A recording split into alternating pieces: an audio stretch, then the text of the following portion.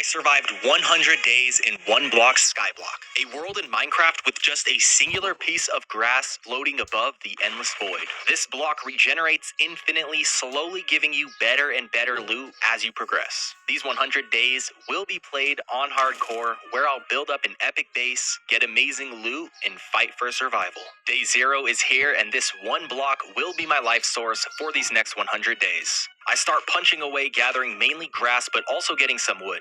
I got a water bucket that'll come in handy very soon. In the top right, there's a certain number of blocks I need to break for this one block to start dropping even better loot. I get my first animal, which I should have prepared better for, but it's okay because on Bedrock Edition, building outwards is very easy. I continue to punch away, upgrading this block for the first time, giving me food and a sapling.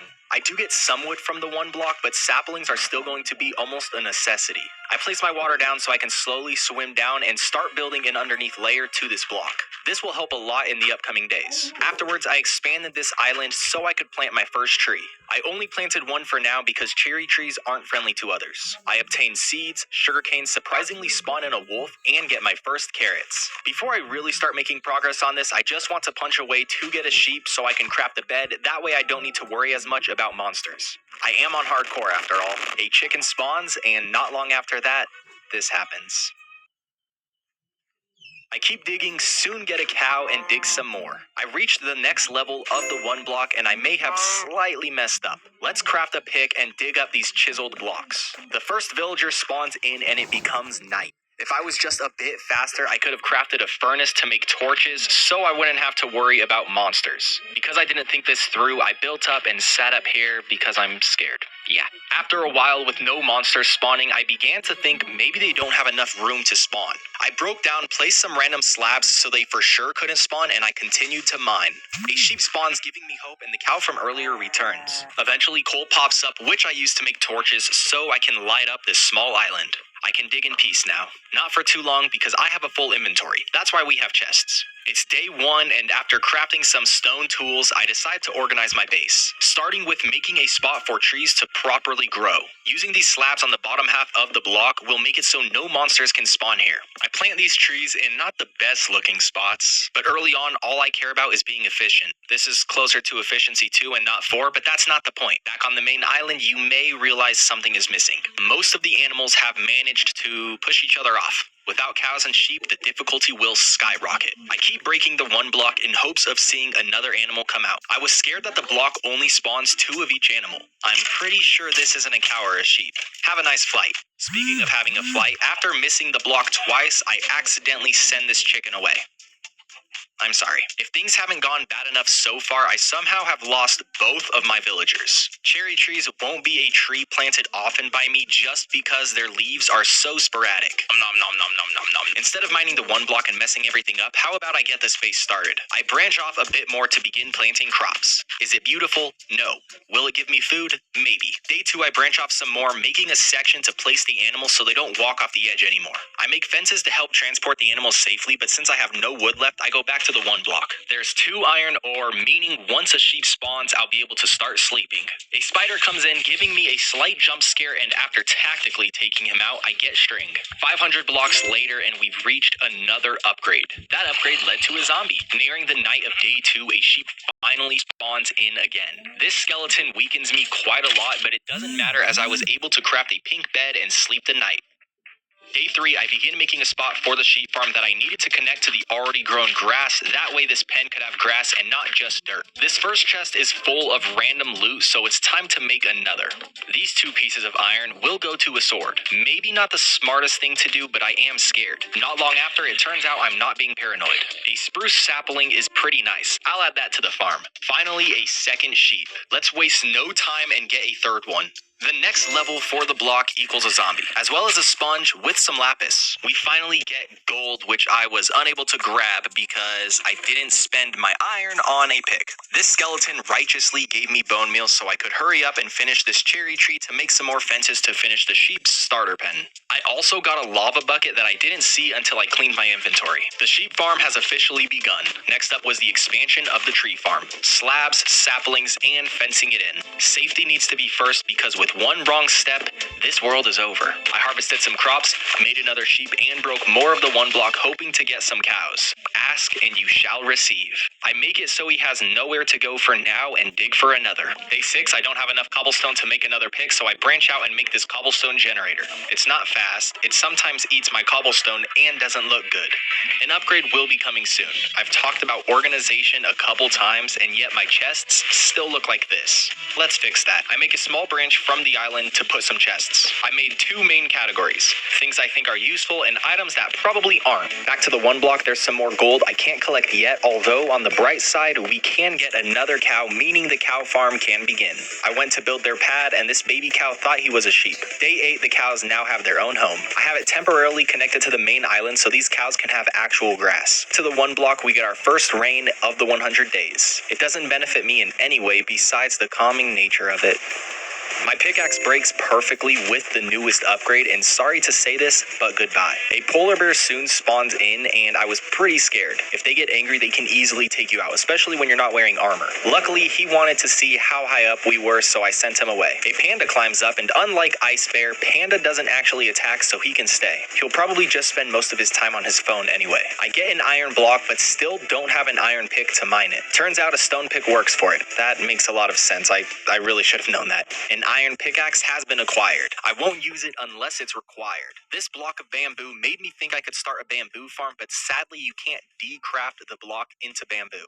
I tried giving it to Panda, but a block is just too much. A wandering trader spawned all the way up here. No useful trades, but I did get a lead. Now we have a fish, and for some reason he's very happy. He's just jumping for joy. Day 10, I craft a chest plate as well as leggings, making me feel more safe. Day 11 is 1 plus 1 equals 3 plus new pen equals 2.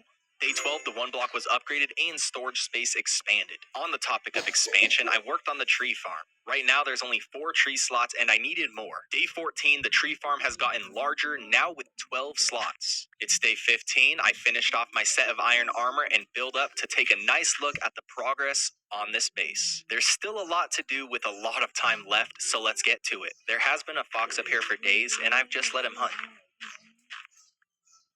I finished a pen for the chickens and threw down 4 eggs with no luck. I do eventually want to build a house up here, and before I do, I need to get some things done, like enlarging this crop farm. It's done well enough so far, but it's really small and I need a lot more crops. As I was branching out, I had the idea to surround the main island with a crop farm. I'm using a cobblestone border with 4 blocks of dirt going through. This panda made a very scary noise twice, and was for some reason incredibly mad at me. I did something I didn't want to do, but for my safety, I had to. I did get some bamboo that was taken from me. So much for starting a bamboo farm. Back to the crops. I went around over and over with water. I don't need this much water, but for the looks, I'll go for it. Day 18 and the bigger version of the crop farm has begun. I then chopped down all the trees and expanded the fence line. A chicken has spawned, meaning I can start a pen for them. As I brought him to his new home, this ocelot had other plans. Who would have thought building an ecosystem this way would end up like this? Oh look, another chicken. Never mind. Another villager has joined us. I just need 1 more to start something big with them. A sniffer also spawns, and I realized I may need some more land. There is way too much going on this small island, so what I do is I erase the cobblestone farm and branch off a bit. I'd like to have a pretty big island out here for all the animals to stay, but there is one problem, and that is a lack of dirt. This is all I have. I thought this sniffer would find a solution to my problem, but it turns out he was just searching for food. The solution to everything lies within this one block. I can't even dig in peace anymore. On top of that, only about 28% of the one block is dirt. Day 21 was all digging. Day 22, here's the progress I made. Yeah, not a lot. Since the block has been upgraded, the dirt now spawns in about 10% less than it did previously. By holding what I'd like to keep in my inventory, I'm able to save some time by not dropping off some of the random loot in chests. I will miss out on some items, but nothing too important or new. 2 villagers, meaning a lot can be done now. Day 25, and I've realized how much I don't need a dirt island. I do want more space, but I don't need to waste what little grass I have on this. I hope this hasn't been too obvious, but this is my first time playing Skyblock. I'm out of wood and low on cobbles, so this is all I can do for now. Day 27 was used on trees, and I heard a sound I haven't heard in a while. My crops were all grown, reminding me I should check on them more regularly. To help these animals feel more at home on this wood, I planted different types of trees with their corresponding trapdoors around the base. I'll also be able to place torches on the trees, meaning I won't need to spam torches across the ground. These villagers have been here for a while. Let's begin to make them a home. Their island will go off in this direction, and it's also where I'll be living and building my house. Just like before, I need to make a wooden platform out here. I have all these trees, so I won't ever truly run out. I continued the process of fence, slab, tree for a few days. On day 34, the village floor was finished. The oak wood can be hard on the eyes, so to counteract that, every build here will be made out of spruce wood. My house, the villager farm, and their homes. There's quite a lot of space here, meaning a nice-sized village can be built up. This one block has come so far with only a third of the days taken up. The trees for the animal section are now grown, and this area is ready. I harvested these crops to get food to make more villagers, and I have plenty of beds from sharing the sheep. To get more villagers, all I need is food and beds. I made a trail of carrots to lead them to their new home. The first villager went easy, but the other one wanted to help the cows. After some convincing, I got him to follow me, only for the first villager to eat his food as well. After some more convincing, I got them both onto the pad, and soon we had an additional 2 villagers. They'll be incredibly important, mainly for their good trades. If I want max enchanted gear, this is the way to go. Here's a list of everything I need to build on this island. Some of these things I can start with pretty soon, and others will have to wait a couple weeks. Minecraft weeks. Since I'll need a lot of spruce wood for these builds and sticks to trade, I'll expand the tree farm, but this time make one that's perfect for 2x2 spruce trees. Day 39, here's a look. Day 40, here's a look at the expanded tree farm. It connects over here to the soon-to-be village. I need to keep harvesting these crops because I'll need more and more villagers. I spent nearly 3 days just chopping away at trees, and as I went to go home, this villager thought my bed was his. An honest mistake that...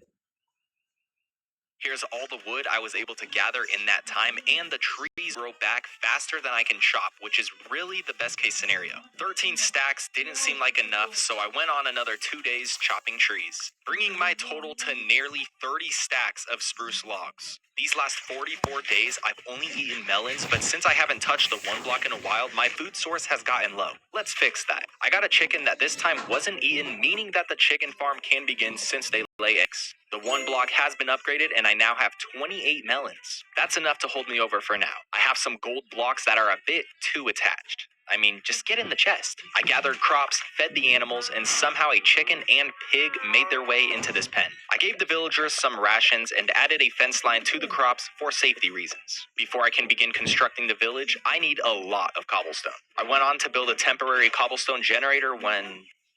that was my only lava bucket. I never play worlds where I can't just mine cobblestone, so I never actually build any of these generators. I literally looked up a picture on Google when I made the first one earlier this video. After putting some loot away, it turns out I do have one more shot at this. Let me look up that picture again. When water flows into lava, it becomes obsidian, but when lava flows into water, it becomes cobblestone. Basic Minecraft knowledge that I knew. Seriously. For some reason, this one is a bit faster than the previous one, even though I'm pretty sure they were built about the exact same way. I still lose a lot of stone, but at least it works. Day 49, I have just under 16 stacks of cobblestone, and I can now begin to build. The first things I want to build are the trade slots. They get a 1x4 space to have a bed, their job table, and a block to stand on. This was incredibly lucky, but as I was building, they voluntarily stood in their own places. I honestly have no idea why they would even do this. I get 7 of them in and pretty much ready to go. I will need more, but before I trap more, I need to make more as there are only 6 villagers left. I also need some additional beds for this to work, but I'm out of wool. This is what happens when you have more sheep than grass blocks. It's a pretty easy fix. I'll just connect cow farm to this one so I can get wool. It'll take a bit for that to grow, so in the meantime, I'll build the...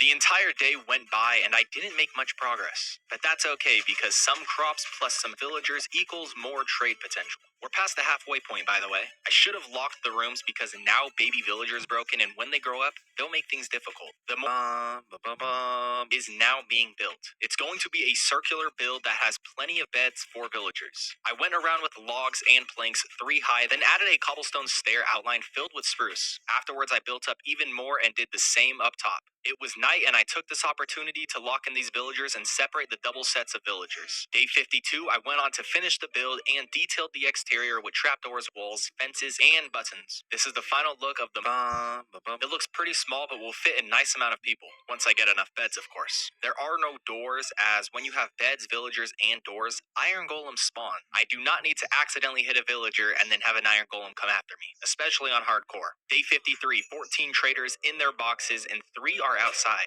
I don't need to trade with them just yet. Instead, I'll build something new. And as I was building, I thought, what am I building? Let's move on to actually knowing what I'm doing, and that's building my house. I start with getting these logs in place, then think it would look better with barrels. After replacing each one, I saw these villagers start taking them as jobs, so I had to replace these blocks because trading will be unnecessarily difficult if I don't. This villager spawns and instantly knows where to go if he wants to live. Since I only have one lava bucket left, and if I accidentally lose it again, I'll be out of cobblestone, I grab dripstone and make a cauldron so I can start a lava farm with the 1 bucket of lava I have. Back to the 1 block. This frog spawns and I push him over to the beautiful land of freedom. Melons, you have served me well, but it's time to move on. To carrots. Also, the chicken pen is up and running. Day 56, let's get back to building my house. I built up the staircase on both sides of the entrance. I then filled the floor with slabs. As I was 3 blocks high, I went through with the lower level walls. Then did the same up top. I made sure to place torches so I don't have to worry about monsters. Next up was the roof. I went with a simple design, starting with a cobblestone outline, then moving on to wood. I did spend double the amount of spruce I needed, but it will help the interior visually. By the end of the day, I was left with this. I collected this bucket of lava, doubling my supply of it. As much as I'd love to have actual windows for this house, I just can't. I have very little sand, and it'll be more useful farming cactus and for other reasons I don't have. Instead, I go through with these fences, giving it a pretty nice design. On the higher up window, I make a cobble outline and continue with the spruce wood. To detail my house, I start with randomly adding in stripped spruce wood. I then move on to other interesting blocks like cobble slabs, fence gates, walls, fences, trap doors, and last but not least, oak leaves. It's day 60. Here we have the final look at my starter house. No doors because of iron golems, no windows due to a lack of sand. Entering in, it's pretty cozy in here. There's a bed, 5 furnaces, and some greenery. The bottom floor is left undone for now. I'll probably use that space for storage. As I walk out, there are 2 villagers just standing at my gate. They have a pretty nice home, but I guess it's not so nice compared to mine. I'll still be mainly sleeping at spawn just because it's more practical as it is in the center. As I waited till I could sleep, a horse walks up. I have no idea how or when he spawned up here, but now he's mine. I don't have a saddle, but even if I did, he wouldn't really help much. Day 61, let's begin to trade. First things first, I need to turn this gravel into flint. The reason for this is I need fletching tables so I can make fletchers to trade sticks for emeralds. In some cases, carrots would be better, but since I lack dirt to make massive carrot farms and I already have a very good tree farm, this is better. I craft 6 fletching tables to begin to help these villagers help me. They don't make it easy as they rarely take the job right in front of them, but I do get 6 fletchers by the end of the day.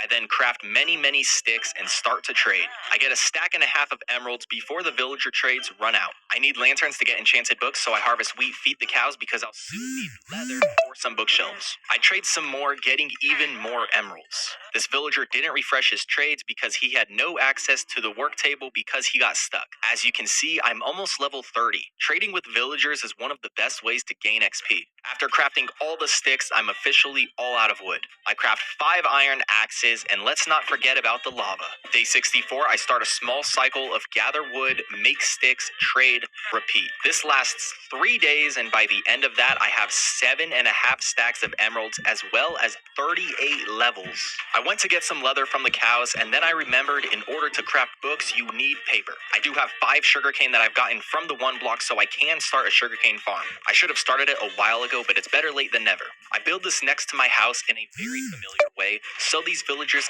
can feel more at home. Since I'm on Bedrock, I'm able to bone meal this, speeding up the process. This first farm isn't full, but it's a start. Over on the other side, I build the same farm. While building, I witnessed true sadness as this in-love villager was unable to reach their love. Look, an empty farm. Since I need to wait for the sugarcane to grow, I spent 3 days getting emeralds. Now up to just under 13 stacks. Day 71, I prepare to get some armorer villagers and weaponsmiths. I'm doing this so I can get diamond armor as well as diamond tools. Trading is almost the only way to get diamond gear while I'm up here. This first weaponsmith offered me an axe for 3 emeralds, and since I'm out of iron and need iron axes to get wood for emeralds, this actually works out better than I thought. I leveled this villager up by trading for 10 bells and saw a diamond axe trade. Now onto the armorer, I get a bunch of iron leggings and chainmail boots that lead to a ton of shields so I can get diamond leggings and soon a diamond helmet. Their enchants don't matter because I will be disenchanting them to get better enchants. Those trades cost me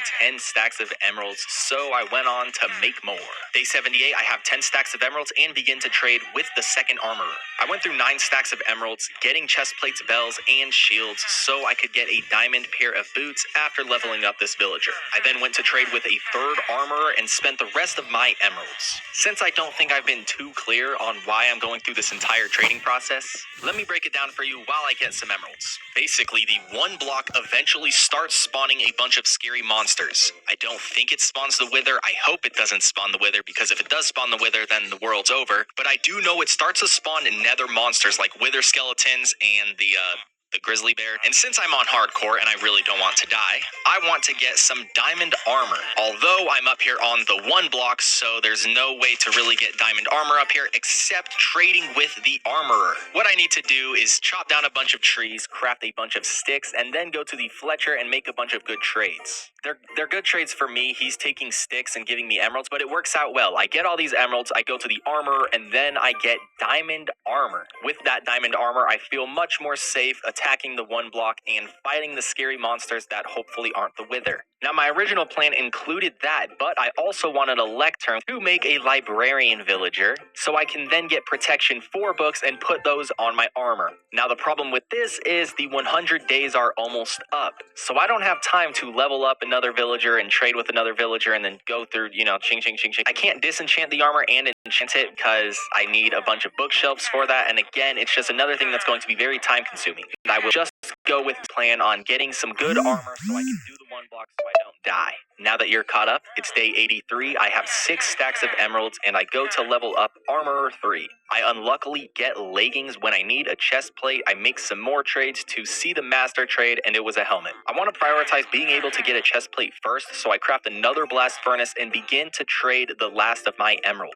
The cycle continues with day 85 finally unlocking a chest plate. I need to level this villager up and obtain the emeralds to purchase it. I also need to level up this villager to get a diamond helmet. I trade sticks for now double the price because I don't have a lot of time left, and these villagers are very happy making these deals. 52 emeralds for a helmet and a chest plate, and now I have full diamond armor.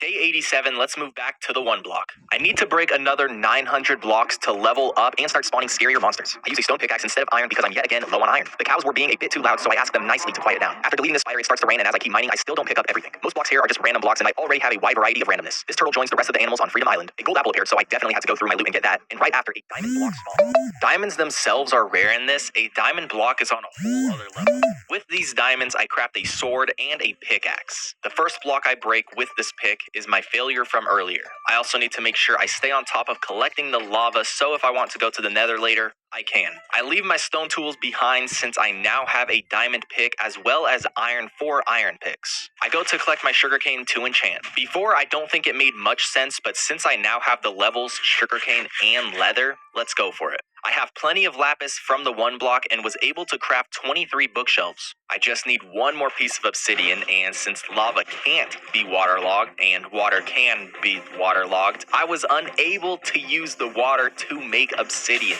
Instead, I accidentally started to burn down the island.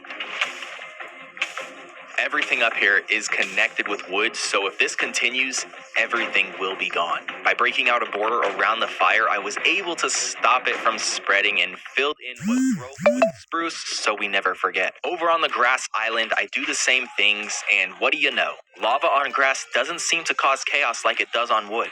I went to craft the crafting table and remembered it takes 4 obsidian, not 2. That's fine because I do have the lava farm and I've gotten enough lava for this. Here's a full level 30 table, and with my sword, I got sharpness 3, unbreaking 3, and knockback 2. I then go for my pickaxe next, and this pick gets silk touch, unbreaking 3, and efficiency 4. the best possible enchantment table pickaxe besides Fortune. I disenchant these Protection 2 boots and get Prot 4 and Unbreaking 3. Onto my Projectile Protection 3 chestplate, I get Fire Prot 4 and Unbreaking 3, which I choose to keep. I then get Protection 4 and Unbreaking 3 on my leggings. Back to leveling up, I decide to just use my diamond pickaxe as it now has Unbreaking 3. I get an enchantment book with Breach 4, an enchantment I know nothing about. I also got a bow and think, why not enchant this? I am level 47 after all. After a couple bad enchants, I get Unbreaking 3, Power 4, and Infinity. Day 91 Efficiency 4 speeds up the process quite a lot. What a surprise. That process then slows down due to someone playing a joke on me. The joke is on you. I get my first diamond ore, and that may come in handy if I can get my hands on Fortune 3. This is one of the first times I've ever seen a camel, and this is a diamond block. Day 92, we're less than 400 blocks away from the scary 1 block upgrade. Too bad every block can't be amethyst. This would be pretty cool. The 1 block has been upgraded, and there is only 1 upgrade left. To get that, I'll have to survive what's to come. I collect the gold I have so I can make gold apples. Preparation is the name of the game. Hopefully I don't need these, but I don't think that'll be the case. I also move on from carrots and switch over to steak. The bed will be moved as well as a fence gate's added. Day 93, I start attacking the 1 block from a distance. It seems harmless, but trust me, it's not.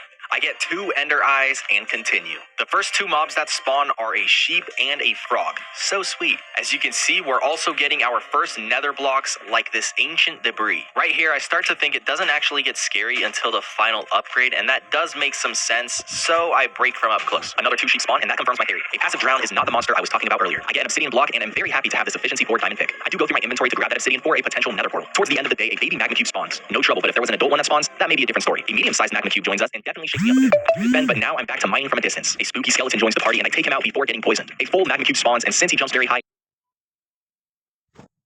and since I have this knockback, enjoy the fall. That's how I'll try to deal with full magma cubes from here on out. A villager comes up and instantly knows where to go. A place of freedom, somewhere his brothers can't go. A high, low-level monster is here and gives me a potion of instant health. A wither skeleton, one of the scariest monsters in the game, and this villager helps it with a tactical push. This is something that can't go unpunished. Day 95, me and this ocelot have an alliance. I've never gotten a heavy core in Minecraft before, so this is pretty cool. I just need a breeze rod to craft a mace. This blaze heard breeze and thought he was invited. No rod. Another enchanted skeleton unable to hit me. I head to bed with just 85 blocks until the final upgrade. I don't know what'll happen when this upgrade is reached. I have done some testing with this, but I have not made it this far.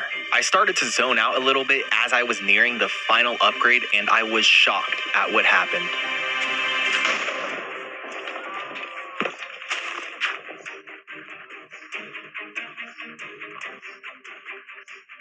I thought maybe a warden spawned as everything went dark, but I did feel pretty safe knowing that I have this gate in front of me. I see that an end portal has spawned underneath the 1 block. If we take a look at the day counter, I'm somehow back on day 0. The world also seems to stay dark. I went to bed and it turns out that somehow just made it night. I was a little confused and we're back on day 1. I guess I gotta survive another 99 days to hit that 100 mark. Not really. Once the day counter hits 4, that'll be the day 100 as I've already survived 96. This is if I can survive another 3 days. The 1 block still drops items and it looks like I'll need to get 7 more ender eyes to go to the end. It seems like the block count can go up forever. Maybe with this happening, no more scary monsters will spawn. Well, this answers that. As long as nothing too overpowered joins us, I should be good to live. I saved this villager like a true hero and hit level 40. Again, 200 additional blocks in and still no ender eyes. There hasn't even been an enderman or blaze that spawns to craft the eyes. One of the newest monsters has spawned and we fight. I've never seen this mob in-game before and I'm happy to maybe get a breeze rod for the mace. I have knockback and it flies. That is not a good combo. I really wanted that rod. It's day 98 and I do have enough obsidian to make a nether portal. Although since I don't like the nether and I'm scared of dying, I'll wait to go in hoping to get some ender eyes from the 1 block. This witch gave me 2 empty glass bottles.